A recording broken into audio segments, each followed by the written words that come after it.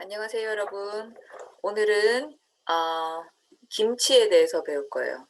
우리가 매일 먹고 있는 한국 사람이라면 매일 한 끼라도 먹게 되는 김치인데, 우리가 미국에서 살고 있지만 우리 부모님들은 김치를 항상 냉장고에 준비해 놓죠.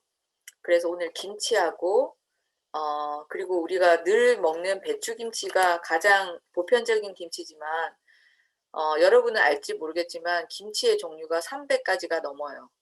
그래서 그 모든 걸 다 이번 시간에 배울 수는 없고, 김치의 지역별로 어떤 게 유명한지, 그런 김치의 지역별로 종류에 대해서 간단하게 배울 거예요. 자, 그러면은 우선 선생님이 여러분들한테 질문을 한 가지 할게요. 여러분이 먹어본 김치 중에 어떤 배추김치 말고 다른 특별한 김치가 있는지 한번 물어보고 싶어요. 어떤 김치가 있어요? 예를 들어 배추김치는 우리가 가장 보편적으로 먹는 김치고, 그 다음에 무로 담는 깍두기가 있고, 이렇게 지난 시간에 배웠던 큐브 모양으로 만든 깍두기가 있고, 그 다음에 석박지라고 있어요. 약간 조금 더 얇지만 또 넓이는 약간 넓어요. 한 요 정도 크기로 석박지라는 것도 있고, 오이로 담는 오이김치도 있고, 그다음에 우리 한국 사람들은 깻잎을 참 유용하게 쓰는 것 같아요. 고기에 쌈 싸 먹을 때도 깻잎을 쓰고, 그다음에 깻잎으로 김치도 담아요. 그다음에 차이브라고 하는데 부추가 있어요. 부추로 김치도 담아 먹고, 아무튼 여러 가지 야채로 우리가 보편적으로 먹는 배추 말고 야채로 김치를 많이 담아 먹고 있어요. 그리고 또 특별하게 우리가 이제 우리 한반도는 삼면이 바다로 둘러싸여 있어 갖고, 바다하고 가까운 쪽에 있는 분들은 씨푸드 해산물들을 많이 김치에다가 넣어 먹고 그러는 경우도 있어요. 특히 선생님은 고향이 부산인데, 부산의 음식은 어 바다가 가까이 있죠. 그래서 젓국보다 액젓보다는 젓갈, 그냥 그 생선 같은 거 씨푸드를 소금에 절인 그 육 자체를 같이 넣는 그런 경우가 많아요. 그래서 맛이 굉장히 진해요. 진하고 약간 짭조름하고 맛이 강하게 담아요. 아무튼 그래서 김치에 여러 가지 종류가 있지만, 여러분이 어떤 김치를 배추김치 말고 먹어봤는지 모르겠지만, 아무튼 그런 여러 가지 종류가 있어요. 근데 깍두기는 아마 여러분도 한 번쯤은 먹어봤을 거예요. 우리가 국 중에 설렁탕, 그 본숲이라고 본을 끓여서 우려서 먹는 그 하얀색 숲이 있어요. 그 숲이랑 깍두기랑은 정말 궁합이 정말 맛있어요. 그래서 여러분이 설렁탕이나 아니면 곰국을 먹어봤다면 아마 깍두기 정도는 배추김치 말고 먹어봤을 거로 생각해요. 자, 그러면은 선생님이 어, 시골에서 김장하는 영상을 하나 보여줄 텐데, 우리가 김치를 먹으려면은 사 먹는 경우도 있지만 대부분 우리 한국 분들은 집에서 김치를 많이 담아서 먹어요. 그런데 보통 시골에서는, 우리 한국에 있는 시골 사람들은 어떻게 김치를 담는지 한번 영상을 보면서, 우리가 직접 가서 볼 수는 없지만 영상을 통해서 한번 보도록 합시다. 잠깐만요.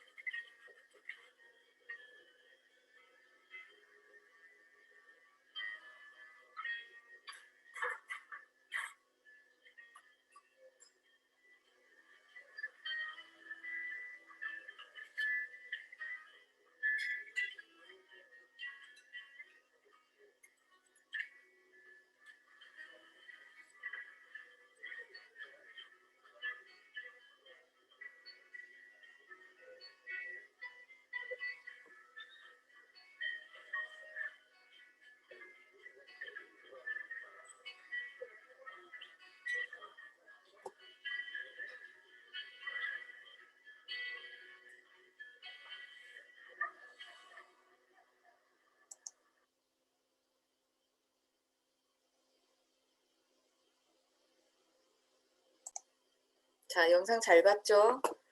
선생님이 이거를 편집해서 보여주지 않고 한 10분 정도 긴 영상이었지만 여러분한테 다 보여준 이유는 아, 여러분은 미국에 살고 있기 때문에 이런 영상을 쉽게 접할 수가 없어서 시골에서 김장하는 문화를 선생님이 통째로 다 보여줬어요.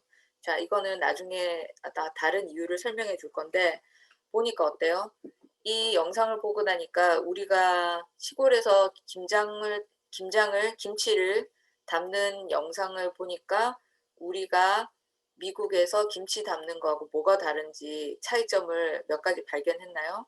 선생님이 발견한 거는 우리 처음부터 있었어요. 우리는 김치를 담기 위해서 마트에 가서 배추를 사고 무 사고 여러 가지 야채, 양파, 파, 마늘 이런 거를 다 사요. 사가지고 와서 하는데 여기서는 그 파밍을 하는 것 같아요. 그 밭에서 배추를 수확을 해서 모든 걸 다 밭에서 수확을 해서 처음부터 시작하는 게 달랐어요.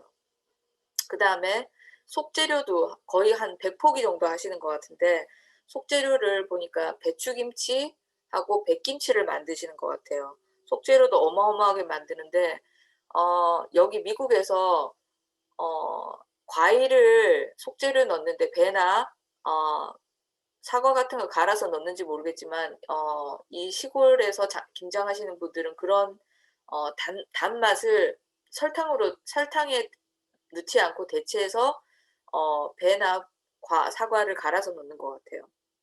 하여튼 그런 것도 있었고 액젓도 넣고 그 다음에 젓갈도 다 같이 넣는 것 같아요. 섞어서 쓰시는 것 같아요. 그게 또 다른 것 같고 그 다음에 다 담으시고 나서 김치를 우리는 김치통에 넣어서 김치 냉장고나 냉장고에 보관하죠. 그런데 이 시골 분들은 장독 큰 항아리 있죠. 거기다가 김치를 차곡차곡 넣어가지고 바깥에 추운 데다가 보관을 하시는 것 같아요. 그러면은 우리 김치 냉장고도 좋지만 그 장독에서 이제 숨을 쉰다고 하죠. 장독은 잘게 구멍이 있어서 물이 새지는 않지만 숨을 쉴 수 있도록 공기가 인앤아웃 할 수 있는 그런 기능이 있어요. 자연스럽게. 그래서 시골 김치가 맛있다는 얘기도 있어요. 자연스럽게 숙성이 돼서. 그 다음에 여기서도 우리는 김치 담을 때 그런 거 하죠. 돼지고기 수육 삶아서 다 김치가 다 담고 나면은 가족들이 모여가지고 돼지고기 수육하고 새로 담은 김치랑 굴 같은 거 넣고 음식을 나누는 이런 문화가 정말 그 김장의 큰 기쁨이라고 할 수 있을 것 같아요. 자, 그러면은 우리는 우리 시골에서 김치를 어떻게 담는지, 김장을 어떻게 하는지 한번 봐왔고요. 그 다음에 선생님이 글을 하나 준비했어요. 글을 하나 준비했는데 요 글을 같이 읽고 한번 배워볼게요. 선생님이 김치는 어떻게 우리 한국 사람한테 이렇게 보배처럼 우리 가까이에 접하게 됐을까? 그걸 한번 짧은 글로 찾아와 봤어요. 선생님 한번 읽어볼게요.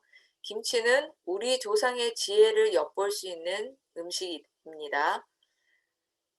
음식 저장 기술이 발달하지 않았던 과거에는 계절마다 신선한 채소를 먹기가 어려웠습니다. 채소를 말려서 저장하면 오래 두고 먹을 수 있었지만 원래 채소의 맛을 느낄 수 없다는 단점이 있었습니다. 그래서 우리 조상은 채소를 소금에 절여 저장하는 방법을 개발합니다. 조선 후기 무렵부터 고추와 젓갈을 사용해 김치를 담그기 시작했고 배추가 널리 재배되면서 무, 가지, 오이 대신 배추가 김치의 주 재료로 자리 잡았답니다. 자, 이 말은 어떻게 해서 김치가 유래되는지 짧게 글이 소개가 됐죠. 겨울에는 우리가 옛날에는 지금처럼 냉장고가 없었잖아요. 그래서 겨울에 야채를 먹을 수가 없었어요. 그래서 우리 선조들이 고민을 했죠. 겨울에도 어떻게 야채를 먹을 수 있는 방법이 없을까? 그래서 처음에는 건조를 했어요. 건조해서 야채를 먹었지만 그 야채 본연의 맛을 느낄 수가 없었어요. 그 드라이 된 거는 물에 넣어서 불려서 다시 이렇게 나물처럼 이렇게 먹을 수는 있었지만 원래 그 야채에 그 수분이 많고 아삭한 그런 식감을 낼 수가 없었어요. 그래서 고민한 끝에 소금에 절여서 피클처럼 하는 방법을 개발했는데 그때부터 이제 김치가 이제 시작된 것 같아요. 그래서 선생님이 밑에다가 김치 이 글자의 변청 과정을 여기 써놨어요. 근데 처음에는 우리가 김치라고 부르지 않았어요. 침채라고 불렀는데 이게 뭐냐면 물 속에 채소가 잠겨 있다는 뜻으로 침채라고 했어요. 채소가 물에 잠겨 있다는 뜻으로 침채. 그러다가 이름이 팀채로 바뀌었어요. 팀채. 그러다가 딤채로 바뀌고 우리가 김치 냉장고 중에 딤채라는 김치 냉장고 이름도 있죠. 아마 여기서 유래된 것 같아요. 딤채. 그 다음에 김채. finally 김치로 이름이 정해진 거예요. 그래서 처음에는 야채가 물에 빠져 있다는 뜻으로 침채라는 이름이 시작돼서 여러 과정을 세월이 지나면서 김치라는 이름으로 완전히 자리 잡게 된 거예요. 아시겠죠? 자, 그 다음에 요즘에 중국에서 김치가 오리지널리 중국 거다 그런 얘기를 하는데 왜 김치가 중국이 말하는 파오차이하고 다른지 선생님이 설명을 해줄게요. 김치의 특징으로는 중국에는 중국과 일본에도 채소를 피클처럼 절여 먹는 음식이 있습니다. 있지만 이거는 김치하고 달라요. 왜? 김치는 여러 가지 야채, 채소를, 김치뿐만 아니라 김치를 소금에 절일 뿐만 아니라 여러 가지 재료를 혼합하고 젓갈로 발효시켜 맛을 높이는 음식과 이거는 다르다고요. 왜냐하면 이 중국과 일본에서는 채소를 피클처럼 절이는데 그걸로 끝이에요. 발효의 과정이 없습니다. 그리고 김치는 소금에 절이는 과정은 비슷할지 모르지만 완전히 소금에만 절여요. 소금에만 절여서 씻어서 2차 양념을 해요. 우리가 김치 속이라고 하죠. 김치 양념. 마늘, 생강, 고춧가루, 풀, 파, 마늘, 생강, 뭐 액젓, 뭐 여러 가지 이걸 다 합쳐서 2차 양념을 만들어요. 그래서 그걸 다 버무려서 놔두면은 그대로도 먹을 수 있지만 발효, ferment 과정을 거쳐서 2차 숙성을 시켜요. 그렇게 해서 먹는 음식이기 때문에 중국과 일본에서 사용하는 만든 피클하고는 완전히 개념이 다릅니다. 아시겠죠? 그래서 김치는 발효하는 과정으로 건강에도 우수한 식품이라는 평가를 받고 있어요.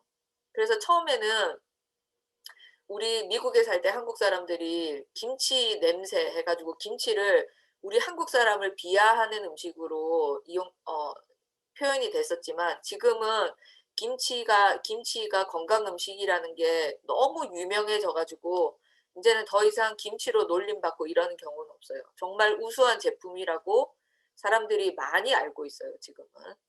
자, 건강식품입니다. 그래서 아까 선생님이 말한 대로 김치의 주 재료는 속재료는 배추, 메인 재료는 배추가 되겠고요. 배추김치를 담으면 메인 재료는 배추가 되겠고 깍두기를 담으면 무가 메인 재료가 되겠죠.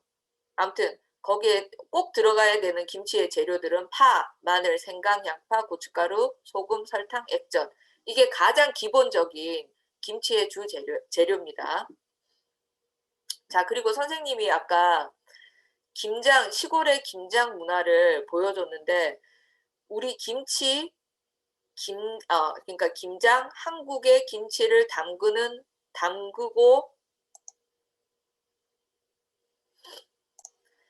자, 한국의 김치를 담그고 나누는 문화.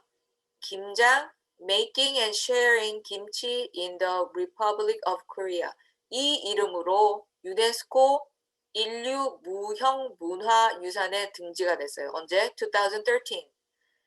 그래서 이게 왜냐하면 김치가 유네스코 인류 무형 문화유산에 등재가 되지 않고 김장이라는 한국의 그 문화가 등재가 된 거예요.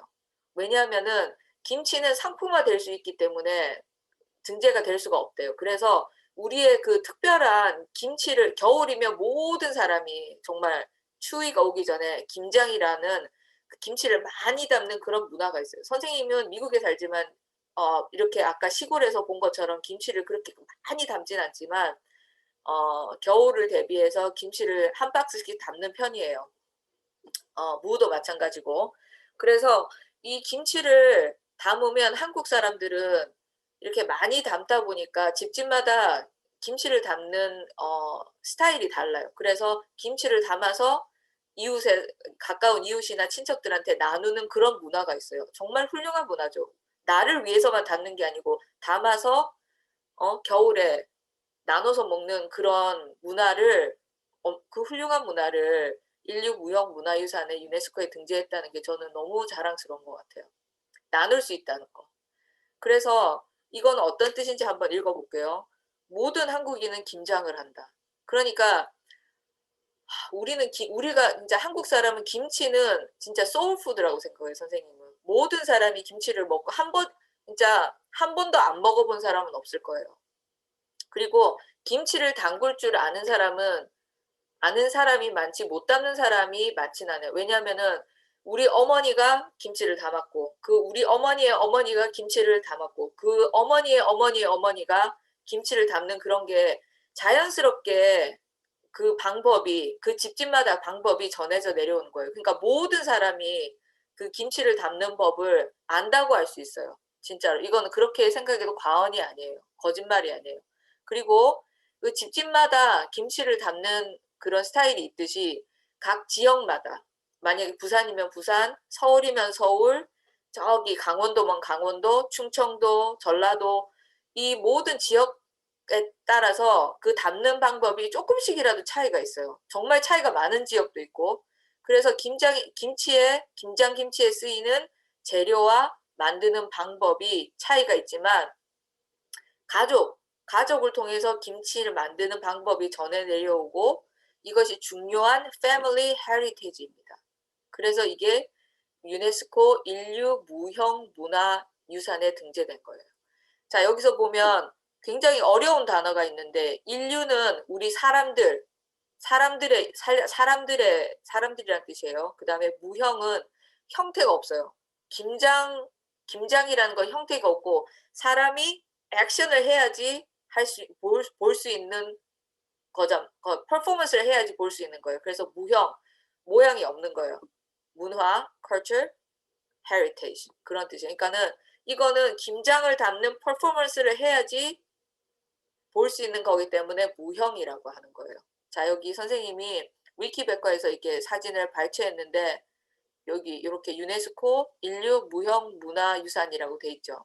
여기 글자도 있고 국가는 대한민국, 등재 번호도 있고 지역도 있고 등재 연도는 2013에 돼 있다고 나와 있죠. 자, 요거는 꼭 여러분이 기억하고 있었으면 좋겠어요. 자, 그 다음에 선생님이 아까도 잠깐 얘기했지만 우리 집집마다 가까이 옆에 살고 있어도 자기 집집마다 김치 담는 스타일이 다 달라요. 그럼 하물며 각 지역별로 여기가 지도가 있는데 여기 우리 선생님이 살던 데가 여기 부산이에요. 경상도 쪽. 경상도, 강원도, 서울 있는 경기도, 여기 충청도, 전라도, 그 다음에 제주도도 있고 이런 지역마다 특색 있는 김치가 있어요. 대부분 이제 지금은 세월이 인터넷도 있고 뭐 우리가 서치하면은 김치 레시피 엄청나게 많이 나오죠. 그래서 누구든지 내가 특별한 김치를 먹고 싶다 그러면은 서치해서 그거를 찾아서 할 수도 있고 그다음에 재료도 마트 같은 데 다 있기 때문에 내가 원하면은 만들어 먹을 수 있어요. 그렇지만 옛날에는 우리가 살고 있는 땅에 많이 나는 음식 그런 거를 김치로 담아 먹었던 거예요. 그러니까 예를 들어 선생님이 아까 부산에 산다 그랬죠. 부산에 살고 있으면 여기 바다하고 가깝기 때문에 액젓 말고 젓갈로 김치를 담아서 약간 맛이 강하고 짜다 그랬죠. 그런 특징이 있듯이 서울은 그렇지도 않아요. 그리고 전라도 이런 쪽도 바다하고 가깝기 때문에 음식이 굉장히 맛이 강하다고 들었어요. 그 다음에 충청도도 다를 거고 강원도도 그렇고 아무튼 그러니까 선생님이 이거를 디테일하게 많이 가지고 오진 않았어요. 그렇지만은 정말 하나씩 특색 있는 김치를 그림으로도 가져와 보고 설명을 붙여서 와봤어요. 하나씩 읽어보면서 어떤 김치가 특색 있는 지역 김치가 있는지 한번 봅시다. 자, 우선 자, 경기도 서울 어디냐면 이 경기도 서울은 이쪽이에요. 서울이 여기 있고 경기도 이 지역이에요. 자, 우리나라의 중앙에 위치해서 싱겁지도 짜지도 않은 중간 맛을 가진 특성을 보여주며 화려한 모양새를 갖추면서도 다양한 종류들이 모여 있습니다. 자, 여기 보쌈김치, 장김치가 있는데 선생님이 사진은 보쌈김치를 갖고 와봤어요. 자, 요 안에 보면 굴 같은 것도 있고 잣도 있고 다른 파나 이런 것도 있고 보면은 빨갛지가 않죠. 우리가 늘 먹는 김치는 빨갛잖아요. 근데 이렇게 슴슴하게 만드는 것 같아요. 여기 표현에도 봤듯이 싱겁지도 짜지도 않은 중간 맛이래요. 그러니까는 싱겁다, 간이 약하다, or 짜다, 그렇지도 않고 그러니까 슴슴한 중간 맛이래요. 무슨 말인지 알겠죠? 그리고 여기 보면 뭐뭐 하지도 뭐뭐 하지도 그러니까 이것도 아니고 저것도 아니고 in between이다 그런 뜻이에요. 이 표현은 선생님이 나중에 문법 표현할 때 한 번 더 가르쳐 줄게요. 자, 그 다음에 강원도. 강원도는 이쪽에 있어요. 강원도 여기 노란 색깔 보이죠? 강원도. 자, 여기에 김치는 동해안에서 나는 싱싱한 오징어나 생태 등 해산물을 이용해서 담근 김치는 담백한 맛이 있다. 자, 여기는 보면 김치라고 보기에는 너무 오징어죠. 근데 요 안에 오징어 안에 보니까 야채하고 이런 김치 양념을 넣어서 이렇게 만든 것 같아요. 그 다음에 충청도. 충청도는 이쪽이에요. 충청, 북도, 남도 여기 이쪽 부분에 간이 약하고 양념을 적게 넣은 소박하고 시원한 맛의 김치를 담으며 젓갈로는 서해안의 조개젓, 새우젓을 많이 이용한다. 자, 그러니까 간이 약하대요. 짜지 않고 여기는 바다하고 가까이 있지만 조개하고 새우젓이 많이 나나 봐요. 담글 수 있나 봐요. 그래서 나박김치가 슴슴하고 시원한 나박김치가 이 지역의 대표적인 김치인 것 같아요. 자, 그 다음에 경상도 아까 얘기했던 이쪽 부분이에요. 따뜻한 날씨 때문에 오래 저장하기 위해서 소금과 마늘, 고춧가루를 많이 사용해서 짠맛이 강하고 그러니까 자, 이 지역에서 보면 이 위로 올라갈수록 북쪽이고 이쪽은 남쪽이잖아요. 그러니까 날씨가 따뜻하니까 음식이 빨리 상할 수 있어.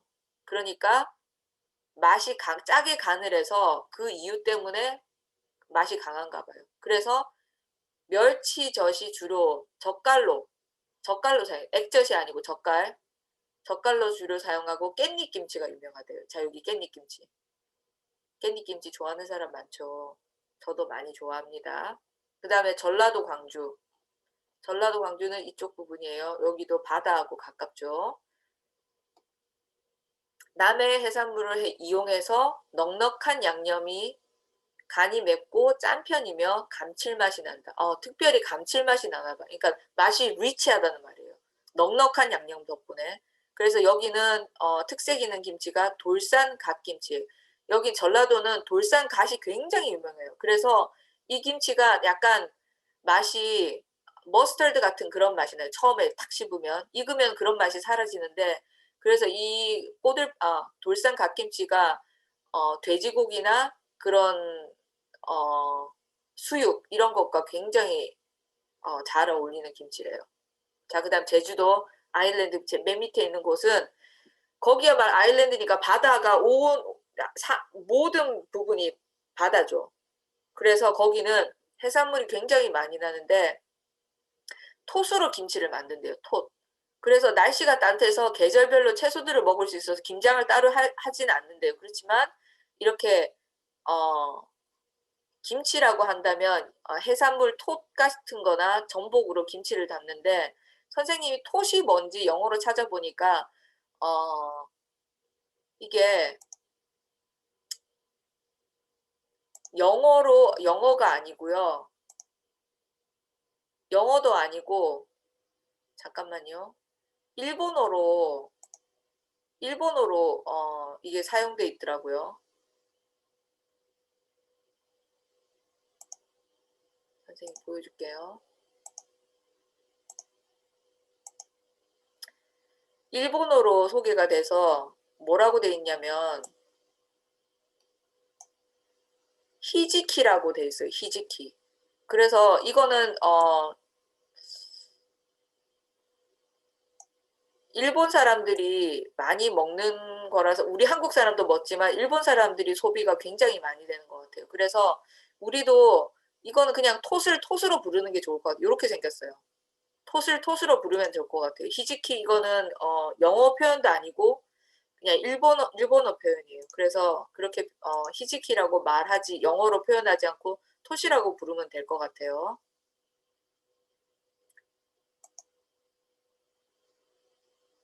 자, 그래서 선생님이 제주도에서 나는 톡김치까지 알아봤어요. 오늘은 이까지 할게요. 자, 수고했어요.